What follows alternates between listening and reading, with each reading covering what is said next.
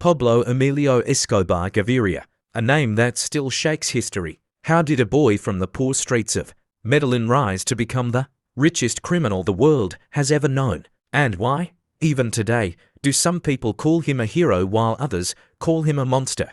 Escobar was born in 1949 in Rio Negro, Colombia, but grew up in Medellín. From a young age, he had only one obsession: money. He once told his friends, "I'm going to become rich, even if I have to steal." Was this the mindset of a dreamer, or the warning of a future tyrant? His first crimes were small: stealing gravestones, smuggling electronics, running petty scams. But Escobar wanted more. By his mid-20s, he entered the cocaine trade. It was the 1970s. America's appetite for cocaine was exploding. Escobar saw an opportunity no one else dared to imagine. But would it make him untouchable, or a walking target? By the early 1980s, Escobar was not just a drug dealer. He was the king of cocaine. His cartel, the Medellín Cartel, controlled over 80% of the world's cocaine trade. Every month, his men smuggled tons of cocaine into the United States using planes, submarines, and even commercial ships. With power like this, how long could the world ignore him? The money was unthinkable. At his peak, Escobar made over $70 million a day. With a fortune estimated at $30 billion, he bought private jets, mansions, fleets of cars, and even a personal zoo with hippos, giraffes, and elephants. But here's the real question. With so much wealth, did he own the world, or was he already a prisoner of his greed? And the money, it couldn't even be counted. Some was buried in fields, stuffed into walls, or lost to rats. Billions disappeared. Can you imagine having so much cash? You can't even keep track of it. Yet, while Escobar was feared, he was also loved by the poor. He built houses, hospitals, and football fields. In Medellín's slums, people called him El Patron, the boss who gave them a chance to live better.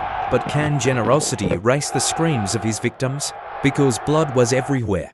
Judges, journalists, politicians, police officers, anyone who stood against Escobar was a target.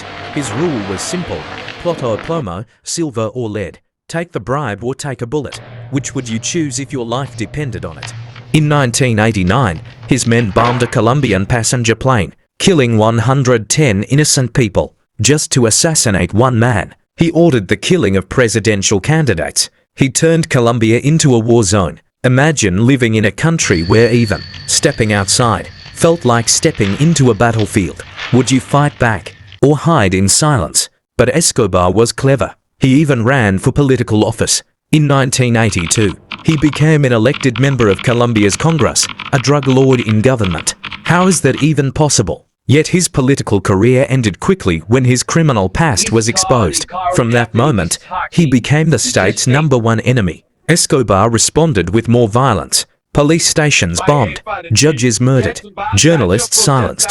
Could any government withstand a man who believed he was bigger than the law? By the 1990s, Escobar was facing pressure not just from Colombia but from the United States. The D wanted him. The Colombian government wanted him. His enemies, the Cali Cartel and a shadowy group called Los Peps, wanted him dead. Who would get to him first? But Escobar had his own solution. He made a deal with the Colombian government. He would go to prison, but on his own terms. In 1991, Escobar entered his self-designed prison, La Catedral. This was no prison. It had a football field, a bar, and luxury suites. And inside, Escobar kept running his empire. But ask yourself, was this genius negotiation, or the arrogance that would destroy him? When Escobar murdered the cartel members inside La Catedral, the government had had enough. They tried to transfer him. Escobar escaped. From that day, he was a fugitive. For the next 16 months, he was hunted. His empire collapsed. His allies betrayed him. Even his family was in hiding. Colombia became obsessed with one question: where is Escobar? On December 2, 1993, the answer came. Police tracked him to a house in Medellín. Escobar tried to escape across the rooftops. A shootout followed. Moments later, the world's most powerful drug lord lay dead on a rooftop, with a bullet in his head. But here's the final mystery. Was he killed by police, or did he take his own life? Even in death, Escobar divided Colombia. To some, he was a terrorist who killed thousands. To others, he was the man who gave the poor what the government never did. His legacy is a shadow that still hangs over Medellin. So tell me, was Pablo Escobar only a monster, or was he something more complicated? Drop your thoughts in the comments. And if you want more real crime stories told raw and unfiltered, subscribe and turn on notifications. The next story may shock you even more.